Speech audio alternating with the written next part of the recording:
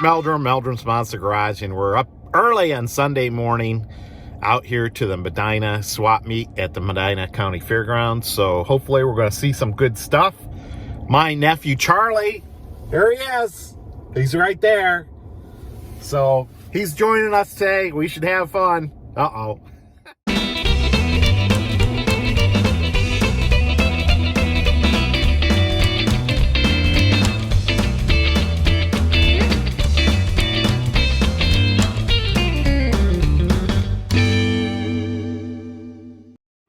Well, we found Chris Knable out here selling parts, and he's getting rid of some nice wheel disc over there for a 67 Chevelle, and he's got some Nova parts out here and whatnot. I've been trying to get to talk to him for a couple seconds, but he's a busy dude. So I'm glad he's selling some parts and making a few bucks and cleaning out the garage. The only thing I found that I really like is the Batmobile out here.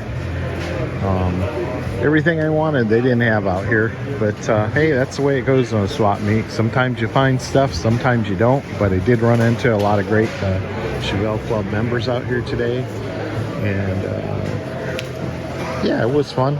Saw Chris Knable and a few other Chevelle Club members, Matt Freilich, and yeah, it was worth the drive. This is out in the parking lot, Mercury Meteor. Bobby says it's like a 63. It's for sale. It's got some Craigslist seat covers on it. Pretty badass looking. There's the phone number if you wanna buy it. 61. 61. Okay. Look at 3 tail lights. Got the license plate right there. But yeah, you see some cool stuff out here. All right. Hopefully you enjoyed that little snippet from Medina County Fairgrounds out at the swap meet this weekend. Now it's time to get back out in the garage and work on a 1970 SS Chevelle. But before we get out there, I got a late Christmas present today from Patty. So you're probably asking yourself, what is this crazy tool? Well, it is pretty cool because it's got fingers on there so you can grab something. So I could grab this knife here. Look at that. Or it's also got a little detachable magnet that telescopes out, and we can pick things up. So if we drop a nut or a bolt or whatnot, you know, that would be pretty cool. So got that going on, and then of course that clamps right back in here, and then I got a little cool flashlight to kind of help you find things too. So yeah, that'll come in handy out in the garage. And speaking of the garage, let's get out there and meet Uncle Larry today, and hopefully have a good time putting that 70 Chevelle together. All right, I've been saying for a week I want to put a part on this 1970 Chevelle, and I think we're finally to a point where we're going to put the heater box in here. Got a new heater core installed.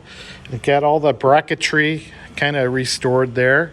And we got a new box for the firewall. There's Uncle Larry. He's going to give me a hand on this. And we've also got the insulation pad put on the inside. And I tell you what, those push pins are a bear to get through, as everybody knows. These push pins to hold this damn thing in. But here we go. Let's give her a try. Okay, I don't know if this is right or wrong or indifferent, but we use the same gummy stuff that you use for your window glass. So it comes on a roll like this, and that's what I used around the perimeter of that to seal it. They supply you with a gasket, but I didn't want to use that. I don't think GM used that. Maybe they did. I don't know. Maybe they just used a machine and ran a bead around here, but there's a nice little groove in here, and we got this all painted up nice. So, all right, let's give it a shot. Got a factory run in it. Yeah, shush. All right, we got the heater box in there. We are okay for the most part, but you'll notice we're missing a little wire loom down there. We couldn't find that. But hey, at least we got a part on the car today.